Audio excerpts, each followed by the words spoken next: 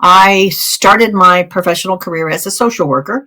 I got a bachelor's degree, and then shortly after, I got a master's degree in social work. And I was doing that for about 14 years. And I noticed that there was a pattern where I would take a job and work for an organization, and I didn't really like the way they were doing things. I had complaints. And so I'd get another job.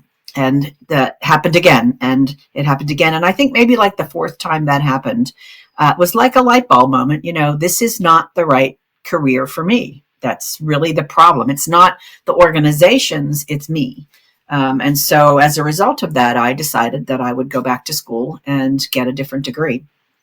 If it had been earlier, this was the mid 90s, and if it had been earlier at the time, I really wanted to be a lawyer. And right then in the mid 90s, law school was 3 years full time or nothing. And I had a home, and I didn't have the luxury of taking 3 years off. So I gave that up and decided to go for a career in environmental science because I liked the science aspect of things. Graduated from that particular degree. Again, I still don't have a degree in safety. I'm still not a safety professional. And I was working for an environmental remediation engineering firm. And one day, one of the principals called me into their office and said, "We'd like you to become our safety officer." And I said, "Why me? I don't know anything about safety." And the person said, "We think you're smart. We think you're a quick learner, and we need somebody to do it." And so it really wasn't, we'd like you to do it if you want to. It was, we'd like you to do it and you will. So I said, okay, I guess that's what I'm going to do now. And that was 30-ish years ago. And it's been an amazing journey. And it's one of those things where I never could have predicted it would happen the way it did, but it ended up being the right thing.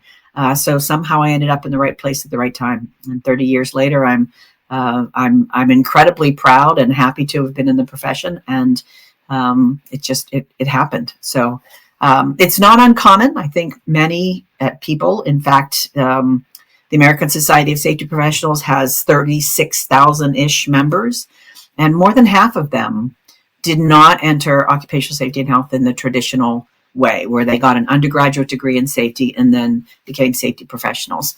They were something else. And eventually either got a degree or sort of made their way in. So maybe they were a craft person who ended up on the safety committee at their company and just had a real passion for it and just kind of grew that way, or someone like me who switched careers. There's just a lot of different ways, but it is not unusual for people to have not selected safety as their career choice, but ended up in it and ended up very much loving it the way I have. So it's been pretty good. I can't complain.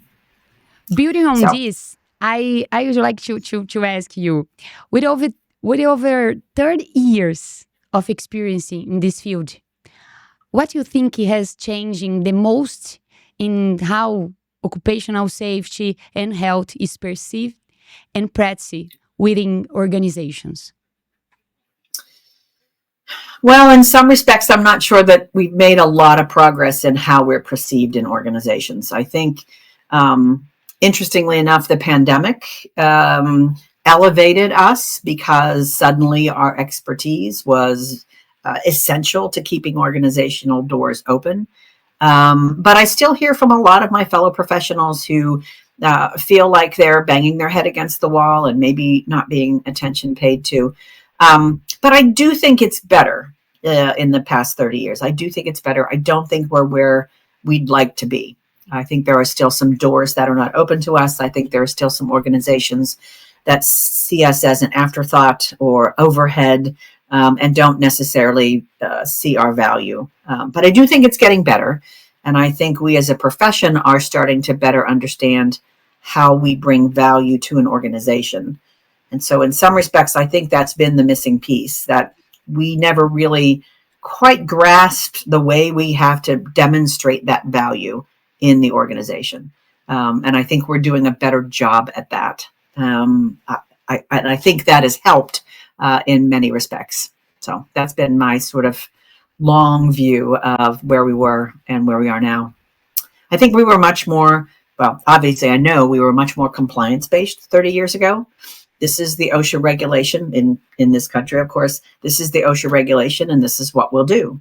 But I think we've learned that compliance with a regulation doesn't get us the sort of gains and the type of work environment that we're looking for. It doesn't really improve safety as much as we think we need it to.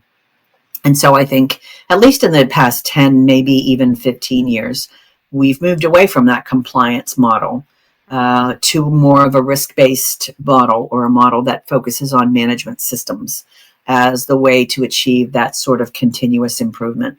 With the foundation of regulations, obviously, we can't afford not to pay attention to them and not to try to comply with them.